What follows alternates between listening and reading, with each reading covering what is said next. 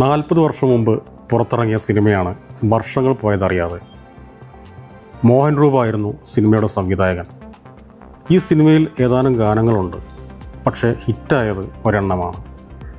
ഇല കൊഴിയും ശിശിരത്തിൽ ചെറുകിളികൾ വരവായി. അതോടൊപ്പം മറ്റു ഗാനങ്ങളും ശ്രദ്ധിക്കപ്പെട്ടു. തരംഗിണിക്ക് വേണ്ടി വെള്ളിപ്പറവകൾ എന്ന ഒരു ആൽബവും അദ്ദേഹം രചിച്ചു. യേശുദാസ്, ചിത്ര, സുജാത തുടങ്ങിയ പ്രഗത്ഭ ഗായകരാണ് ഇതിലെല്ലാം പാടിയത്. ഇതിൻ്റെ എല്ലാം രചന നിർവഹിച്ച ഡോക്ടർ കോട്ടക്കൽ കുഞ്ഞിമൊയ്തീൻകുട്ടിയാണ് ഇന്ന് നമ്മുടെ അതിഥി. ഇലപൊഴിയും ശിശിരത്തിൽ ചെറുകിളികൾ വരവായി, മനമുരുകും വേദനയിൽ ആൺകിളിയാ കഥ പാടി മറഞ്ഞുപോയി. ആ മന്ദഹാസം ഓർമ്മകൾ മാത്രം, ഓർമ്മകൾ മാത്രം. ഇലപൊഴിയും ശിശിരത്തിൽ ചെറുകിളികൾ വരവായി, മനമുരുകും വേദനയിൽ ആൺകിളിയാ കഥ പാടി. സിനിമകൾക്ക് പാട്ടെഴുതിയിട്ടുണ്ട്, ലളിതഗാനങ്ങൾ എഴുതിയിട്ടുണ്ട്, നാടകം എഴുതിയിട്ടുണ്ട്. കലാമേഖലയിൽ തന്നെ പല വിഭാഗങ്ങളായിട്ടാണ് ഇതുവരെ ഉണ്ടായിരുന്നത്. ശരി, തുടക്കത്തിൽ സജീവമായിരുന്നു, അതിനിടയിൽ കുറച്ചൊരു ഗ്യാപ്പ് വന്നു. ഇപ്പോൾ വീണ്ടും സിനിമാ രംഗത്തേക്ക് സജീവമാകുന്നു എന്നുള്ള വാർത്തകളാണ്. പുതിയ പദ്ധതികൾ ഏതൊക്കെയാണ്? അതായത് വീണ്ടും വന്നു എന്നതിനെപ്പറ്റി ഞാൻ പറഞ്ഞുതരാം.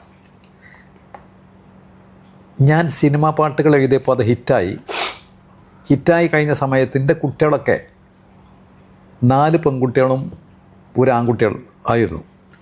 ഈ കുട്ടികൾ കല്യാണപ്രായം എത്തി നിൽക്കുകയാണ്. അപ്പോൾ സത്യത്തിൽ എനിക്ക് പേടിയായി, കാരണം ഞാൻ സിനിമക്കാരനായ എൻ്റെ കുട്ടികൾക്ക് നല്ല ബന്ധം കിട്ടൂല. അതുകൊണ്ടാണ് തൽക്കാലം നിർത്തിവെച്ചത്. അങ്ങനെ എൻ്റെ കുട്ടികളൊക്കെ ഞാൻ രക്ഷപ്പെടുത്തിയ സമയത്താണ് വീണ്ടും എഴുതണം എന്ന് കുട്ടികളെന്നെ എന്നോട് പറയാം. മക്കളെന്നെ എന്നോട് ആവശ്യപ്പെട്ട നിങ്ങൾ എഴുതണം, ഞങ്ങൾക്ക് വേണ്ടി നിർത്തിവെച്ചതല്ലേ എന്നുള്ളത് പറഞ്ഞു. അങ്ങനെ അന്ന് എഴുതാനുള്ള മനസ്സുണ്ടായിരുന്നില്ല, പക്ഷേ ഇന്ന് എഴുതാനുള്ള മനസ്സുണ്ട്. അങ്ങനെ പ്രകാശം പരത്തുന്ന പെൺകുട്ടി എന്ന ഫിലിമിൻ്റെ പ്രൊഡ്യൂസറും ഡയറക്ടറും കൂടി വീട്ടിൽ വന്നു. അതിൻ്റെ എല്ലാ ഫങ്ഷൻസും ഞാൻ പങ്കെടുത്തിരുന്നു. അവർ പറഞ്ഞു ഞങ്ങൾക്ക് പ്രാർത്ഥനാ ഗാനം എഴുതണം. അപ്പോൾ പ്രാർത്ഥനാ ഗാനം എന്ന് പറഞ്ഞാൽ അസംബ്ലിയിൽ കുട്ടികൾ പാടുന്ന പാട്ടാണ്, സ്കൂൾ അസംബ്ലിയിൽ. അപ്പോൾ ഞാൻ പറഞ്ഞു ഞാൻ എഴുതാം. അങ്ങനെ അതിൻ്റെ മ്യൂസിക് ഡയറക്ടർ കന്നഡക്കാരനാണ്, മലയാളം അറിയില്ല. അപ്പോൾ ഞാൻ പറയും ട്യൂണ് എനിക്ക് തന്നാൽ മതി, ഞാൻ എഴുതിയിട്ട് അവരെ വരാം. അങ്ങനെ അവർ എനിക്ക് ട്യൂൺ അയച്ചു തന്നു. ഞാനത് എഴുതി, നല്ല അഭിപ്രായം വന്നു. അതിൻ്റെ പ്രത്യേകത എന്താ വെച്ചാൽ ഈ കാലഘട്ടത്തിൽ ഇത് അടിപൊളി കാലമാണ്. അപ്പോൾ കുട്ടികൾക്ക് പഠിക്കാനുള്ള കുറച്ച് നല്ല ലൈൻസ്, അത് ഞാൻ ഉദ്ദേശിച്ചത്. അതിൽ പാറിപ്പറക്കുന്ന പറവകൾ പാടി, ആകാശ നെറുകയിൽ ഉച്ചത്തിൽ പാടി, ഉച്ചത്തിൽ പാടി ഉച്ചത്തിൽ പാടി, ആകാശ നെറുകയിൽ ഉച്ചത്തിൽ പാടി, മണ്ണിൽ നിന്നും വന്ന നാം മണ്ണായി പോവേണ്ട നാം, ഈ മണ്ണിൽ പിറന്ന നാം ഒരമ്മതൻ മക്കളല്ലേ. അതിനുശേഷം പ്രപഞ്ചപ്രകാശമേ ജഗത് പരിപാലക, വേഴാമ്പൽ പോൽ ഞങ്ങൾ കൈക്കൂപ്പി കഴിയുന്നു, നല്ല മനസ്സിൻ ഉടമകളാക്കണേ. ഇങ്ങനെ ബാക്കി നല്ല പഠിക്കാനുള്ള കുറച്ച് ലൈൻസ് വരുന്ന സാധനമാണ്. അതിപ്പോൾ ഷൂട്ടിങ് നടന്നുകൊണ്ടിരിക്കുക. അതെവിടെ വർക്ക്? കുറ്റ്യാടി, കോഴിക്കോട്. അത് പുതുമുഖ സംവിധായകനാണോ? ആ സംവിധായകനും പുതുകാരനും അഭിനയിക്കുന്നവരൊക്കെ പുതിയ ആൾക്കാരാണ്. അവർ 3 ഭാഷയിൽ പ്ലാൻ ചെയ്യുന്നുണ്ട്. എടുക്കെടുക്കാന്ന് അറിയില്ല. റെക്കോർഡിങ് കഴിഞ്ഞു? ആ റെക്കോർഡിങ് കഴിഞ്ഞു. വേറെ ഏതെങ്കിലും പദ്ധതികൾ? അതിന് ശേഷം പിന്നെ ഇതിൻ്റെ ഇടയ്ക്ക് ഞാൻ ഷോർട്ട് ഫിലിമിലൊക്കെ എഴുതിയിരുന്നു. അത് നല്ല പാട്ടുകൾ എഴുതിയിട്ടുണ്ട്. അതിനുശേഷം ഇപ്പോൾ എറണാകുളത്ത് നിന്ന് KA ലത്തീഫ് എന്നെൻ്റെ ഒരു ഫ്രണ്ട്, മുപ്രി മ്യൂസിക് ഡയറക്ടർ, അതായത് ഹിറ്റ് ഗാനങ്ങൾ, മാപ്പിള ഹിറ്റ് ഗാനങ്ങൾ കുറേ ചെയ്ത ആളാണ്. മൂപ്പര് വീട്ടിൽ വന്നിട്ട് പറഞ്ഞ് എനിക്ക് കുറച്ച് പാട്ടുകൾ എഴുതി തരണം, ഞങ്ങൾ സിനിമ എടുക്കുന്നുണ്ട്. അപ്പോൾ സിനിമ എടുക്കുന്നുണ്ട്, അതൊരു മുസ്ലിം സബ്ജക്റ്റാണ് എന്ന് പറഞ്ഞ് എനിക്ക് താല്പര്യം വന്നു. കാരണം മുസ്ലിം സബ്ജക്റ്റിലെ പാട്ടുകളൊക്കെ ഹിറ്റാവും, സൂപ്പർ ഹിറ്റാവും. അപ്പോൾ പിന്നെ ലത്തീഫാനെ നല്ല ട്യൂൺ ചെയ്ത് ശീലമുണ്ട്. അതാണ് ഒന്ന്. പിന്നെ അതേമാതിരി പിന്നെ നജീബ് ഖാൻ എന്ന് പറയും, പഴയ മന്ത്രിയുടെ മോന, കോഴിക്കോട് പഴയ ഉമ്മർകോയ മന്ത്രി ഉണ്ടായിരുന്നു. മൂപ്പരെ മകൻ അതെ, മൂപ്പരുടെ മകൻ മ്യൂസിക് ഡയറക്ടറാണ്. മൂപ്പര് എന്നോട് പാട്ട് ആവശ്യപ്പെട്ടിട്ടുണ്ട്, അത് ഞാൻ ചെയ്തു കൊടുക്കുന്നുണ്ട്. പിന്നെ എന്താ വെച്ചാൽ ഞാനിപ്പം വേറെ ചില വിഷയങ്ങൾ ഓടുന്നതുകൊണ്ട് ഇപ്പം ഞാൻ അതിന് വർക്ക് ചെയ്യാൻ കുറച്ച് സമയം കിട്ടാത്തത് കൊണ്ട് ഇപ്പം ഉണ്ടാതിരിക്കുക. ഇപ്പോൾ ഈ സിനിമ പിന്നെ ആദ്യം എഴുതിയ സിനിമ, ആ സിനിമയ്ക്ക് ശേഷം അതിന് ശേഷം ഇപ്പോൾ വീണ്ടും എഴുതുന്നത് ഇപ്പോഴല്ലേ? അതെ അതെ, നീണ്ടൊരു ഗ്യാപ്പിന് ശേഷം അല്ലേ? വർഷങ്ങൾ പോയതറിയാതെ എന്ന സിനിമയിലല്ലേ ആദ്യമായിട്ട്? അതെ അതെ അതെ. ആ ഒരു സാഹചര്യം, അന്ന് അതിലേക്ക് വരാണ്ടായ ഒരു സാഹചര്യം എങ്ങനെയാണെന്നുള്ളത്? അതായത് ഞാൻ കലാ സാഹിത്യ സാംസ്കാരിക രംഗത്ത് നിറഞ്ഞു നിൽക്കുകയായിരുന്നു നമ്മുടെ നാട്ടിൽ. ആ സമയത്താണ് തിരുവനന്തപുരത്ത് മന്ത്രിയുടെ സെക്രട്ടറി ആയിട്ട് എനിക്ക് ജോലി കിട്ടുന്നത്. അങ്ങനെ പോകുന്ന സമയത്ത് അധ്യാപകർ എന്നെ വിളിച്ചിട്ട് പറഞ്ഞു, നീ പോകുന്നത് നല്ലൊരു സ്ഥലത്തേക്കാണ്, നിൻ്റെ എല്ലാ കഴിവുകളും അവിടെ ഉപയോഗപ്പെടുത്താൻ കഴിയും. അന്ന് ഞാൻ ബികോമിന് പഠിക്കായിരുന്നു, PSMOന്. അങ്ങനെ അവിടുന്ന് അത് പറഞ്ഞപ്പോൾ എൻ്റെ മനസ്സിൽ ഈ അധ്യാപകർ പറഞ്ഞ വാക്കുകളാണ്, എൻ്റെ കലാ നൈപുണ്യം വർദ്ധിപ്പിക്കണം. അങ്ങനെ ചെന്ന ഉടനെ ഞാൻ റേഡിയോയിൽ കയറി കുറേ പരിപാടികൾ അവതരിച്ചു. അതിനുശേഷം ദൂരദർശൻ സ്റ്റാർട്ട് ചെയ്യാം. അപ്പോൾ ദൂരദർശൻ സ്റ്റാർട്ട് ചെയ്തപ്പോൾ അതിൻ്റെ എന്താ വെച്ചാൽ ആദ്യമായി മലബാറിൽ നിന്ന് ഡ്രാമ ഓഡിഷൻ പാസ്സായ ആൾ ഞാനായിരുന്നു. അങ്ങനെ കുറേ പരിപാടികൾ അവതരിപ്പിച്ചു. അപ്പോഴാണ് പെരുന്നാൾ വരുന്നത്. അപ്പോൾ പെരുന്നാൾ സമയത്ത് ഒരു സ്പെഷ്യൽ പ്രോഗ്രാം ചെയ്യാം, musical documentary based on Ramzan. അതിൻ്റെ എല്ലാ സ്ക്രിപ്റ്റും ഞാനായിരുന്നു, അതിൻ്റെ പ്രൊഡ്യൂസർ അൻവറായിരുന്നു. അങ്ങനെ അത് ചെയ്യുമ്പോൾ കുറച്ച് പാട്ടുകൾ എഴുതാണ്ടായി. പെട്ടെന്നായതുകൊണ്ട് ഡയറക്ടറിനെ വിളിച്ചിട്ട് ആ പാട്ട് നിങ്ങൾക്ക് തന്നെ എഴുതിക്കൂടെ? അങ്ങനെ ആ പാട്ടുകൾ ഞാൻ എഴുതി. ആ പാട്ട്, ആ സാധനം മ്യൂസിക് ചെയ്യാൻ വന്ന ആളായിരുന്നു മോഹൻ സിത്താര. അങ്ങനെ മോഹൻ സിത്താര പാട്ടൊക്കെ ട്യൂൺ ചെയ്തു, അത് വൈറലായി. ആ പരിപാടി പിന്നെ ബോംബെ ദൂരദർശൻ വരെ ടെലികാസ്റ്റ് ചെയ്തു. അതാണ് അങ്ങനെയാണ് മോഹൻ സിത്താര എന്നെ സിനിമക്കാർക്ക് പരിചയപ്പെടുത്തി കൊടുക്കുന്നത്. അപ്പം അതിൽ 4 പാട്ട് എഴുതണമെന്നാണ്. ഒന്ന് ഇലകൊഴിയും, പിന്നെ 3 പാട്ട് വേറെ. അങ്ങനെ ഞാൻ എഴുതി. അത് മന്ത്രിയുടെ ഓഫീസിൻ്റെ ബാക്ക് സൈഡിൽ ഒരു കസേരട്ടിട്ടാണ് എഴുതിയത്. ആദ്യം എഴുതപ്പോൾ അവർക്ക് ഇഷ്ടപ്പെട്ടില്ല. പിന്നെ അത് പോരാ, ഒന്നുകൂടി നന്നായി എഴുതണം എന്ന് പറഞ്ഞിട്ട് വീണ്ടും ഞാൻ എഴുതി. അങ്ങനെ അവിടുന്ന് ഇരുന്ന് എഴുതിയ സമയത്ത് അത് കാട്ടിക്കൊടുത്തപ്പോൾ അവർ പറയും, ഇതാണ് ഞങ്ങൾ ആഗ്രഹിച്ച സാധനം. അപ്പോൾ എന്താ വെച്ചാൽ ഈ സാധനത്തിൻ്റെ ഒരു പ്രത്യേകത ഉണ്ട്. മോഹൻ സിത്താര ഒരു പ്രേമത്തിൽ കുടുങ്ങി. മൂപ്പര് വളരെ വിഷമിച്ച് നടക്കുന്ന സമയത്ത് മൂപ്പരുടെ മനസ്സിൽ ഉണ്ടായിരുന്ന ഒരു ട്യൂണാണിത്. ആ ട്യൂണിനാണ് ഞാൻ പാട്ട് എഴുതാൻ എനിക്ക് ഭാഗ്യം കിട്ടിയത്. അത് ട്യൂൺ അതിട്ടതാണോ? അതിട്ടാ മൂപ്പര് മനസ്സിലുണ്ടായിരുന്നു, അതിനനുസരിച്ച് വരി എഴുതി. അപ്പോൾ ആ പാട്ടാണ് പിന്നെ ഹിറ്റായത്. മാനോക, ഈ ഇലപ്പൊയും ശിശിരത്തിൽ എന്ന ഗാനേ അന്ന് ഭയങ്കര ഹിറ്റായ ഒരു ഗാനമാണ്. അന്ന് മുതൽ എന്നും വളരെ ഹിറ്റായിട്ടുള്ളൊരു ഗാനമാണ്. പക്ഷെ അത് എഴുതിയ ആൾ എന്തുകൊണ്ട് മാനോക്കയാണെന്നുള്ള അന്ന് അറിയപ്പെടാതെ, വല്ലാതെ സോഷ്യൽ മീഡിയ ഒന്നും അന്നില്ല, പക്ഷെ എന്നാലും ഒന്ന് അറിയപ്പെടാതെ പോയതിനുള്ള ഒരു കാരണം എന്താണ്? അതായത് ആ പാട്ട് എഴുതി പുറത്തു വന്നു. ഈ പുറത്ത് വന്നപ്പോൾ ആ പാട്ട് ഞാൻ പുറത്തുനിന്ന് ഇങ്ങനെ കേൾക്കും.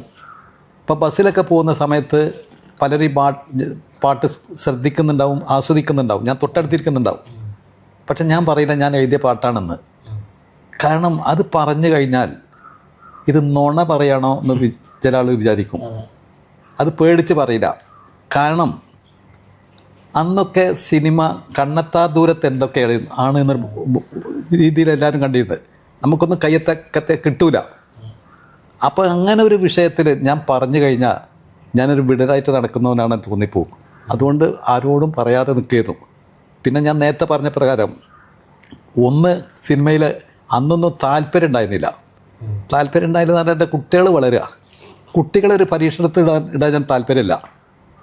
അവർ രക്ഷപ്പെടുത്തിയ ശേഷം മാത്രമേ ഈ ഫീൽഡിലേക്ക് ഇറങ്ങൂ എന്ന് തീരുമാനിച്ചിട്ടാണ് ഞാൻ അന്ന് നിന്നത്. അതുകൊണ്ട് വന്നതൊക്കെ ഞാൻ ഒഴിവാക്കിയത്. ഇപ്പോൾ പല ആൾക്കാരും എന്നെ അന്ന് സിനിമ എഴുതണമെന്ന് വരും. ചില ആൾക്കാർ പറയും 4 പാർട്ടുണ്ട്, അതിൽ 1 നിങ്ങൾ എഴുതണം. അത് ഞാൻ എടുക്കില്ല, കാരണം അതിനൊന്നും ചെയ്യാനുണ്ടാവില്ല. പിന്നെ കോഴിക്കോട്ട് നിന്ന് മഹേഷ് കാരന്തൂർ ഒരു പ്രൊഡ്യൂസറും കൂടി വീട്ടിൽ വന്നു. വീട്ടിൽ വന്നപ്പോൾ പറഞ്ഞു, നിങ്ങൾ 5 പാട്ട് എഴുതണം, അത് മുസ്ലിം സബ്ജക്റ്റാണ്. അപ്പോൾ ഞാൻ എഴുതി അത് നമ്മളെ തിരൂർ ഷിബുവാണ് സംഗീതം ചെയ്ത്. ഷിബു നല്ല പാട്ടുകളായിരുന്നു. ആ പാട്ടുകൾ എഴുതിയപ്പോൾ അപ്പോഴാണ് കോവിഡ് കാലം വന്നത്. അതോടുകൂടി ആ പ്രൊജക്റ്റ് കംപ്ലീറ്റ് ബാക്കിലേക്ക് പോയി. അതിന് ശേഷം പിന്നെ ആരോടും ഞാൻ പറഞ്ഞിട്ടില്ല. അങ്ങനെ പിന്നെ കുട്ടികളെ കല്യാണങ്ങളൊക്കെ കഴിഞ്ഞു. കുട്ടികളൊക്കെ വളരെ സുരക്ഷിതരായി, പല ഭാഗങ്ങളായി. ഇപ്പം കുട്ടികൾ എന്നോട് ആവശ്യപ്പെടുക, ഇപ്പം നിങ്ങൾ പാട്ട് എഴുതണം. കാരണം അതുവരെ സത്യത്തിൽ ഞാൻ എൻ്റെ വീട്ടിൽ വരെ ഞാൻ പറഞ്ഞില്ല. എൻ്റെ അടുത്ത ആളുകൾ ആരും അറിഞ്ഞിരുന്നില്ല. ഒന്നാമത് എന്താ വെച്ചാൽ ഇത് കുട്ടികളുടെ കാര്യത്തിൽ എനിക്ക് പേടിയായിരുന്നു. നമ്മളെ ചുറ്റും പലതും പറയും, നമ്മൾ എന്തെങ്കിലും തെറ്റ് ചെയ്താൽ അതിനെ ഊതി വീർപ്പിക്കുന്ന ആൾക്കാരാണ്. അതുകൊണ്ട് പേടിച്ചിട്ട് പറഞ്ഞില്ല അന്നൊന്നും. ഞാനാണെങ്കിൽ അന്ന് കുട്ടികൾക്ക് വേണ്ടിയിട്ട് വൈകുന്നേരം പള്ളിയിൽ പോയി മൂല്യന്മാരുടെ ഇടയിലൊക്കെ ഇരുന്ന് സുഖാനേ ഉള്ളൂ. കാരണം ഒരു കുട്ടികൾക്ക് നല്ലത് വരട്ടെ എന്നുള്ളത്. അങ്ങനെ കുട്ടികൾ രക്ഷപ്പെട്ടു. ഇനി എഴുതാൻ താല്പര്യമുണ്ട്. ഇപ്പോൾ അന്ന് ഞാൻ നേരത്തെ പറഞ്ഞ പ്രകാരം എനിക്കിന്ന് മനസ്സുണ്ട് എഴുതാൻ. അപ്പം എഴുതാൻ തുടങ്ങുന്നു. എല്ലാവരും എന്നെ സ്വീകരിക്കുകയാണെങ്കിൽ ഞാൻ വീണ്ടും വീണ്ടും എഴുതിക്കൊണ്ടിരിക്കും. ഈ പാട്ട് ഇപ്പോൾ നാണി ചോദിച്ച ഇത് തന്നെയാണ്, നമ്മളിപ്പോൾ ഈ ഇലമൊഴിയും ശിശുത്തിൻ്റെ കാര്യം. ആ പാട്ട് മാത്രമല്ല, അതിൽ കുറേ വേറെ പാട്ടുകളുണ്ട്, ഹിറ്റായത് അതാണ്. അതെ. പക്ഷെ ഇത് റെക്കോർഡ് ചെയ്യുമ്പോൾ പിന്നെ യേശുദാസ് അവിടെ വന്നു. യേശുദാസിന് നിർദ്ദേശം കൊടുക്കേണ്ട ഒരു അവസരം ലഭിച്ചു. ഞാൻ പാടിയത് ഏറ്റവും നല്ലൊരു പാട്ടാണെന്ന് യേശുദാസ് അഭിനന്ദിച്ചു. അതെ. ഇങ്ങനെയൊക്കെയുള്ള അനുഭവം ഉണ്ടായല്ലോ. ആ ഒരു അനുഭവം, അന്നത്തെ ഓർമ്മ ഒന്ന് പങ്കുവയ്ക്കാമോ? അതായത് ഞാൻ സത്യത്തിൽ ഈ പാട്ട് ചാൻസ് കിട്ടിയപ്പോൾ അത് വലിയൊരു ഗൗരവപൂർവ്വം ഞാൻ അതിനെ എടുത്തിരുന്നില്ല. സിനിമയിലൊരു പാട്ട് എഴുതിയെന്ന് പറഞ്ഞാൽ മതി, അതേന്ന് ആദ്യൻ്റെ ആഗ്രഹം. പക്ഷേ ഈ പാട്ട് ദാസേട്ടൻ പാടിക്കഴിഞ്ഞിട്ട് പുറത്തിറങ്ങി. ഈ പുറത്തിറങ്ങിയ സമയത്ത് എന്നെയും മോഹൻ സിത്താരനെയും വിളിച്ചിട്ട് പറഞ്ഞു, ഇത്ര നല്ല പാട്ട് ഞാൻ അടുത്തൊന്നും പാടിയിട്ടില്ല. അതിൻ്റെ മുമ്പ് ആ ഗാനം ഓർമ്മകളായി, ആ നാദം വേദനയായി, ഉണരില്ലല്ലോ മോഹനരാഗം, അതിലോലം ആത്മാവ് തേങ്ങി എന്നൊരു പാട്ടുണ്ട്. അതാണ് ഹിറ്റാവുന്നതാണ് റെക്കോർഡിങ് സമയത്ത് എല്ലാവരും വിചാരിച്ചത്. പക്ഷെ ദാസേട്ടൻ ഇത് പറഞ്ഞപ്പോൾ എല്ലാവരും പറഞ്ഞു ഇതാണ് ഹിറ്റാവുമെന്ന്. അങ്ങനെയാണ് അത് ഹിറ്റായത്. ഇലകൊഴിയും തന്നെ മെയിലും ഫീമെയിലും ഉണ്ട്. പിന്നെ അവിടുന്ന് ചിത്ര പാടിയിട്ടുണ്ട്, അത് പാത്തറ്റിക് മൂഡിൽ. അപ്പം ഞാൻ ഒരിക്കൽ കോട്ടക്കൽ ചിത്ര വന്നപ്പോൾ മാതൃമിക്കാർ എന്നെ കൊണ്ടുപോയി. എന്നെ കണ്ടപ്പോൾ തന്നെ ചിത്രക്ക് മനസ്സിലായി. അപ്പം എന്നെ കണ്ടപ്പോൾ തന്നെ ഇലകൊഴിയും എന്ന് പറയാം. അപ്പം ഞാൻ അത്ഭുതപ്പെടുക. കാരണം ഒന്നാമത് എത്രായിരം പാട്ടുകൾ പാടിയ വ്യക്തിയാണ് അവർ. പിന്നെ അവരെ കാലഘട്ടത്തിൽ തുടക്കമാണല്ലോ, ഏകദേശം തുടക്കമല്ല, അതുകൊണ്ട് കൂടുതലായിട്ടില്ലല്ലോ അല്ലേ. അങ്ങനെ അപ്പോൾ ഇത് പറഞ്ഞപ്പോൾ അപ്പോൾ എന്നോട് പറയാം, എനിക്ക് നിങ്ങളെ പാട്ടുകൊണ്ട് 2 അവാർഡ് കിട്ടിയിട്ടുണ്ട്. ദാസേട്ടനും കിട്ടിയിട്ടുണ്ട്, മോഹൻ സിത്താരക്കും കിട്ടിയിട്ടുണ്ട്, എനിക്കും കിട്ടിയിട്ടുണ്ട്. അപ്പോൾ ഈ പാട്ടിൻ്റെ ഞാൻ അങ്ങനെ ആലോചിച്ചു. കാരണം ഒന്നാമതെന്ന് പറഞ്ഞാൽ എന്നെ ആ സദസ്സിൽ വെച്ചിട്ട് എന്നെ ഓർക്കാൻ ഈ പാട്ടുകാരനായി. ഒരു വെള്ളിപ്പറവകൾ എന്ന് പറഞ്ഞൊരു ആൽബത്തിലേക്ക് നിങ്ങൾ കുറേ പാട്ടുകൾ ചെയ്തിട്ടുണ്ടല്ലോ. അതിൽ നമ്മൾ ഈ അള്ളാഹു അക്ബർ എന്ന് പറഞ്ഞൊരു പാട്ടുണ്ടല്ലോ. ആ പാട്ട് വേറിട്ട പാട്ട് ചെയ്യാനുള്ള കാരണം എന്താ? ആവശ്യപ്പെട്ടതാണോ അതോ? ദാസേട്ടന് ഏറ്റവും ഇഷ്ടപ്പെട്ട പാട്ടാണ് നിങ്ങളെ പാട്ട് എന്ന് പറഞ്ഞപ്പോൾ ഞങ്ങളെ 2 ആളും വിളിച്ചിട്ട് പറഞ്ഞു, നിങ്ങൾ തരംഗണിക്ക് വേണ്ടിയിട്ട് ഒരു ആൽബം ചെയ്യണം. അങ്ങനെയാണ് വെള്ളിപ്പറവുകൾ എന്ന് പറഞ്ഞ ഒരു ആൽബം ഞാനും മോഹൻ സിത്താരയും കൂടി ചെയ്തു കൊടുത്തത്. അപ്പോൾ ഈ ചെയ്ത് കൊടുക്കുമ്പോൾ നമ്മളെ തരംഗിണി ആൽബം തുടങ്ങുന്ന മുമ്പ് ദാസേട്ടനുമായി ഒന്ന് ഇരിക്കും. ദാസേട്ടൻ പറയും ഇന്ന ടൈപ്പ് പാട്ടുകളായിക്കോട്ടെ. അപ്പോൾ ആദ്യം തന്നെ മൂപ്പര് പറഞ്ഞ ഒരു വെറൈറ്റി സോങ്സ് ആയിക്കോട്ടെ, എല്ലാ തരത്തിലുള്ള പാട്ടുകൾ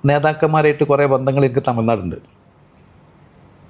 അത് ഇന്നും നിലനിന്ന് പോകുന്നുണ്ട്. കൂടി ഇവിടെ വൈദ്യശാല വന്ന ചികിത്സ പരിചയം. അതെ അതെ, അങ്ങനെയാണ് ബന്ധം. കാരണം അവർ വന്നു കഴിഞ്ഞാൽ ഭാഷ ഒരു പ്രശ്നമാണല്ലോ. ഇപ്പം മലയാളീസ് വന്നാൽ പിന്നെ ഞാനാണ് എല്ലാം പറഞ്ഞു കൊടുക്കുക. അങ്ങനെയാണ് പിന്നെ തമിഴ്നാട് രാഷ്ട്രീയത്തിൽ. അതെ, അങ്ങനെ. അവിടെ സ്റ്റേറ്റ് സെക്രട്ടറി അവിടെ സജീവ പ്രവർത്തനം ഉണ്ടായിരുന്നോ? അതെ, അതായത് ഞാൻ കുറേ സോഷ്യൽ വർക്ക് ചെയ്തിട്ടുണ്ട് അവിടെ. ആ സോഷ്യൽ വർക്ക് ചെയ്തോടു കൂടിയാണ് എനിക്ക് അവിടുന്ന് ഹോണറി ഡോക്ടറേറ്റ് തന്നത്. Honorary doctorate, man of humanity award, man of excellency അവാർഡൊക്കെ കിട്ടിയിട്ടുണ്ട് എനിക്ക്. ഇപ്പോൾ അതിന് ശേഷമാണ് ഇപ്പോൾ പിന്നെ വീണ്ടും ഇപ്പോൾ ഈ പാട്ടിലേക്ക് തന്നെ അതെ വന്നത്. ഇപ്പോൾ അപ്പോഴേക്കും എൻ്റെ കുട്ടികളൊക്കെ കല്യാണം കഴിഞ്ഞ് പോയി, അവർ സെറ്റിൽഡായി, രക്ഷപ്പെട്ട സമയത്ത് ഞാൻ പിന്നെ പാട്ട് എഴുതണം. ഇപ്പോൾ ഞാൻ ബിസിനസ്സുകളൊക്കെ ചെയ്തിട്ടുണ്ട്. ആ ബിസിനസ്സിൻ്റെ കൂട്ടത്തിൽ ഇതും ചെയ്യാന്നുള്ള. ഇപ്പോൾ ഈ സ്കൂൾ പഠനകാലത്ത് നാടക പ്രവർത്തനമൊക്കെ ഉണ്ടായി, നാടകരചന. അതായത് രാജാസ് പഠിക്കുമ്പോഴാണ്. അങ്ങനല്ല, ഞാൻ 9ാം ക്ലാസ് പഠിക്കുമ്പോൾ ഒരു പാട്ട് എഴുതി. പാട്ട് ഗൾഫുകാർ വരുന്നതും പോകുന്നതും ആയിട്ടുള്ള രസകരമായിട്ടുള്ള ഒരു 60-65 ലൈൻസ് എഴുതി. ഈ ലൈൻസ് എഴുതി അന്ന് കോട്ടക്കൽ അങ്ങാടിയിലാണ് ഞങ്ങൾ താമസം. അപ്പോൾ വൈകുന്നേരം ആകുമ്പോൾ അയൽവാസികളായ പെണ്ണുങ്ങളൊക്കെ എൻ്റെ വീട്ടിൽ വരും. വീട്ടിൽ വന്നിട്ട് ഞങ്ങൾക്ക് ആ പാട്ടൊന്ന് കേൾക്കാൻ വേണ്ടി വന്നാന്ന് പറയുമ്പോൾ ബാപ്പ എന്നെ വിളിച്ചിട്ട് പറയും, എടാ ആ പാട്ടൊന്ന് പാടിക്കൊടുക്കേ. ആ പാട്ട് രസകരമായി ഞാൻ അവർക്ക് പാടിക്കൊടുക്കും. അവരത് കേട്ട് കണ്ണ് നിറഞ്ഞു പോകും. അങ്ങ് കണ്ണ് നിറഞ്ഞ് പോകുന്ന സമയത്ത് എല്ലാവരും പറഞ്ഞു, ഈ പാട്ടൊന്ന് പ്രസിദ്ധീകരിക്കാൻ വേണ്ടി കൊടുത്തൂടെ എന്ന് എന്നെ പല എൻ്റെ മാഷുമാരൊക്കെ. അങ്ങനെ ഞാൻ തിരുവങ്ങാടി പോയി, ഒരു പബ്ലിക്കേഷനിൽ പോയിട്ട് സംസാരിച്ചു. അപ്പോൾ എന്നെ നോക്കിയിട്ട് പറഞ്ഞു, ഇതാരാ എഴുതിയത് ചോദിച്ചു. അപ്പം ഞാനാ എഴുതിയത്. അവർക്കത് വിശ്വാസം വന്നില്ല. ചെറുപ്രായമാകുമ്പോൾ അല്ലേ? വിശ്വാസം വന്നില്ല. ആ ശരി, വിവരം അറിയിക്കാൻ പറഞ്ഞിട്ട് ആ പാട്ട് അവിടെ വാങ്ങി വെച്ചു. പിന്നെ ആ പാട്ട് കണ്ടിട്ടില്ല. ഇതായിരുന്നു എൻ്റെ തുടക്കത്തിലുള്ള. പിന്നെ ഞാൻ കവിതകൾ എഴുതും, കഥകൾ എഴുതും. പക്ഷേ ഇതിനൊന്നും പ്രസിദ്ധീകരിക്കാനുള്ള ചാൻസുകൾ കമ്മിയായിരുന്നു ഇവിടെ. അപ്പം ഞാൻ വിചാരിച്ചു, എന്നാൽ അതിനേക്കാളും നല്ലത് നാടകമാണ്. നാടകം നമുക്ക് എഴുതാം, നമുക്ക് തന്നെ അഭിനയിക്കാം, നമുക്ക് തന്നെ ഡയറക്റ്റ് ചെയ്യാം, നമുക്ക് തന്നെ പ്രൈസ് വാങ്ങാം. അങ്ങനെ ഞാനൊരു 100 നാടകങ്ങൾ എഴുതി. അന്നൊക്കെ എന്നാൽ ഇന്ന് നാളെ ഒരു മത്സരം ഉണ്ടെങ്കിൽ ഇന്ന് എഴുതും. രാത്രി റിഹേഴ്സൽ എടുത്തിട്ട് മറ്റന്നാൾ അത് സ്റ്റേ ചെയ്തിട്ട് പ്രൈസ് വാങ്ങിക്കൊണ്ടിരുന്ന കാലം ഉണ്ടായിരുന്നു. ഞാൻ ഇംഗ്ലീഷ് നാടകം എഴുതിയിട്ടുണ്ട്, ഹിന്ദി നാടകം എഴുതിയിട്ടുണ്ട്. അപ്പോൾ ഈ നാടകങ്ങളൊക്കെ എഴുതിക്കൊണ്ടിരിക്കുന്ന സമയത്താണ് ഇപ്പോൾ ആണ് ഈ പാട്ടിൻ്റെ വിഷയം. അപ്പോൾ പിന്നെ ഇതെല്ലാവരും എന്നെ പാട്ടുകാരനാക്കി മാറ്റി. അങ്ങനെയാണ് മറ്റേത് പിന്നെ അവിടെ നിന്നു. ഈ വർഷങ്ങൾ പോയതറിയാതെ എന്ന് പറഞ്ഞ സിനിമയിലെ ഈ ഇലപ്പൊയും ശിശിരത്തിൽ എന്നല്ലാതെ വേറെ ഗാനങ്ങൾ അതിൽ ഹിറ്റായ ഗാനങ്ങൾ പറയണ്ട. ഇതിൽ ഇലകൊകയും ഹിറ്റാവും എന്ന് വിചാരിച്ച ആഗാനം ഓർമ്മകളായി, അതാണ് വേറെ പാട്ട്. അതിന് ശേഷം ഒരു ഡിസ്കോ പാട്ടുണ്ട്. 40 വർഷങ്ങൾക്ക് മുമ്പ് വന്ന ഒരു ഡിസ്കോ പാട്ടാണ്. ആ പാട്ട് ഇറങ്ങിയപ്പോൾ, അതായത് ആനന്ദപ്പൂ മുത്തേ എൻ തേൻ മുത്തേ മന്ദമായി ആടുകില്ലേ മന്ദാരം പൂക്കുന്ന നിൻ തേൻ ചുണ്ടൽ പാടു നീ. ഇതാണ് ആ ലൈൻസ്. ഈ പാട്ട് ഇറങ്ങിയപ്പോൾ വളരെ വളരെ സൂപ്പറായി. കാരണം അതിൻ്റെ മ്യൂസിക് ഭയങ്കര രസം മ്യൂസിക്കാണ്. അങ്ങനെ ഗൾഫിൽ നിന്ന് ചില കാസറ്റ് കടക്കാരെന്നെ വിളിക്കും. കാസറ്റ് കടക്കാരെന്നെ വിളിച്ചിട്ട് പറയും, പടച്ചോനെ ഞങ്ങൾക്കിവിടെ ഒഴിവില്ല, ഇവിടെ അറബി പെൺകുട്ടികൾ വന്നിട്ട് ഈ പാട്ട് വാങ്ങി പോവാണ് എന്ന് പറയാം എന്നൊക്കെ. ആ പാട്ട് ഇന്നും ഹിറ്റായിട്ട് നിൽക്കുന്നുണ്ട്. പക്ഷെ ഞാൻ പറയില്ലേ, ഇലകൊകേൻ്റെ ഇടയിൽ നിന്ന് ഇത് പെട്ടപ്പോഴേ ഇതൊന്നും പറഞ്ഞാൽ മേലേക്ക് വരാൻ കഴിഞ്ഞില്ല എന്നുള്ള. ആ പാട്ട് ഹിറ്റായപ്പോൾ മറ്റേ ഒരു ശോഭ മങ്ങി. അതാണ് എനിക്ക് വന്നത്. മറ്റൊക്കെ നല്ല പാട്ടുകളാണ്. ഇപ്പോൾ ആഗാനം ഓർമ്മകളായിട്ട് കാര്യം പറയുകയാണെങ്കിൽ, ഇപ്പോൾ ചാലക്കുടിയിൽ നിന്നൊരു എൻ്റെ ഒരു ഫ്രണ്ട് വിളിച്ചിട്ട് പറഞ്ഞു, എടാ ഇലകൊകേനെക്കാട്ട് ഏറ്റവും നല്ലൊരു പാട്ടാണ് എൻ്റെ ആഗാനം ഓർമ്മകളായി. അതുകൊണ്ട് ഇപ്പം ഞാനത് പഠിച്ചുകൊണ്ടിരിക്കുകയാണ്. ഈ റെക്കോർഡിങ് സമയത്ത് മറക്കാനാവാത്ത വല്ല ഓർമ്മകളും അനുഭവങ്ങളുണ്ടോ? തരങ്കിണി റെക്കോർഡിങ് സമയത്ത് അത്ഭുതകരമായ ഒരു കാര്യം ഉണ്ടായി. അതായത് 11 പാട്ടിൽ 3 പാട്ട് ബാലൻസ് വന്നു. അപ്പോൾ എന്നെയും മോഹൻ സിത്താരിനെയും മദ്രാസിലേക്ക് വിളിച്ചു ദാസേട്ടൻ. ഞങ്ങൾ രണ്ടാളും പോയി. അവിടെ ചെന്നപ്പോൾ സ്റ്റുഡിയോ കിട്ടാനില്ല, സ്റ്റുഡിയോ ഒക്കെ ബിസിയാണ്. ആ സമയത്ത് മോഹൻ സിത്താര അസുഖമായിട്ടും ഹോസ്പിറ്റലിൽ കിടന്നു. അപ്പോൾ ചിത്രയുടെ വീട്ടിൽ നിന്നാണ് കഞ്ഞി കൊണ്ടുവരലും. അപ്പോൾ ഞാൻ അവനെ രാത്രി അവനെ കെട്ടിപ്പിടിച്ച് കിടക്കല. ഒരു ഭയങ്കര പേടി അവന്. ആ കിടക്കുന്ന സമയത്ത് അവൻ ഹോസ്പിറ്റലായപ്പോൾ ദാസേട്ടൻ എന്നെ വിളിക്കുകയാണ്. വിളിച്ചിട്ട് പറഞ്ഞു, നമുക്ക് ഭാഗ്യമുണ്ട്, നിങ്ങൾക്ക് ട്യൂൺ അറിയാമെന്ന് ചോദിച്ചു. ട്യൂൺ അറിയാം, എന്നാൽ പിന്നെ നമുക്ക് പോയി ചെയ്യാം. അങ്ങനെ ദാസേട്ടൻ അവിടെ ഹോസ്പിറ്റലിൽ വന്നു, എന്നെ എടുത്ത് സ്റ്റുഡിയോയിൽ കൊണ്ടുപോയി. ആ സ്റ്റുഡിയോയുടെ പേരാണ് പ്രസാദ് ഡിലക്സ് തിയേറ്റർ. ഇളയരാജ സാറിൻ്റെ വർക്ക് മാത്രം നടക്കുന്ന ഒരു സ്റ്റുഡിയോ ആണ്. അപ്പോൾ സാറ് ദാസേട്ടൻ വിളിച്ചപ്പോൾ 3 സമയം അനുവദിച്ചു. അപ്പോൾ ഞാനും സാറും കൂടി ദാസേട്ടനും കൂടി ഇറങ്ങുക സ്റ്റുഡിയോക്ക്, കയറി ചെല്ലുക. അന്ന് എനിക്ക് 25 വയസ്സാണ്. അപ്പോൾ കുറേ പ്രൊഡ്യൂസേഴ്സ് ഇരിക്കുന്നുണ്ട്, രാജാ സാർ ഇരിക്കുന്നുണ്ട്. അങ്ങനെ അവിടുന്ന് ഞാൻ ദാസേട്ടനെയും ചിത്രനെയും സുജാതനെയും പാട്ട് പഠിപ്പിക്കുക. അതിനുശേഷം ഇവർ പാടാൻ വേണ്ടിയിട്ട് സ്റ്റുഡിയോയിൽ കയറി. ഞാൻ റെക്കോർഡിസ്റ്റിൻ്റെ അടുത്ത് മോണിറ്ററിൽ ഇൻസ്ട്രക്ഷൻ കൊടുക്കാൻ നിൽക്കുകയാണ്. നിന്നുകൊണ്ടാണ് ഞാൻ കൊടുക്കുന്നത്. അപ്പോൾ അപ്പം ഞാൻ അവിടുന്ന് ദാസേട്ടൻ്റെ പാട്ട് എന്തെങ്കിലും തെറ്റ് വരുമ്പോൾ ഞാൻ പറഞ്ഞു കൊടുക്കുന്നുണ്ട്. ഇത് കണ്ട് രാജസാർ എൻ്റെ അടുത്ത് വന്നിട്ട് എൻ്റെ ഷോൾഡറിൽ തട്ടിയിട്ട് പറഞ്ഞു, ഉക്കാറങ്കോ സാറെന്ന് പറഞ്ഞു. അപ്പോൾ ഞാൻ അവിടെ ഇരുന്നു. അപ്പോഴാണ് ഞാൻ ആലോചിക്കുന്നത്, ഞാൻ ആരെ സീറ്റിലായിരിക്കുന്നത്, ആരെയാണ് ഞാൻ പാട്ട് പഠിപ്പിക്കുന്നത്, ഞാൻ ഏത് നാട്ടുകാരനാണ്. ഞാൻ വളരെ അത്ഭുതപ്പെട്ടു. കാരണം അള്ള തന്ന ഒരു അനുഗ്രഹമായിരുന്നു അത്.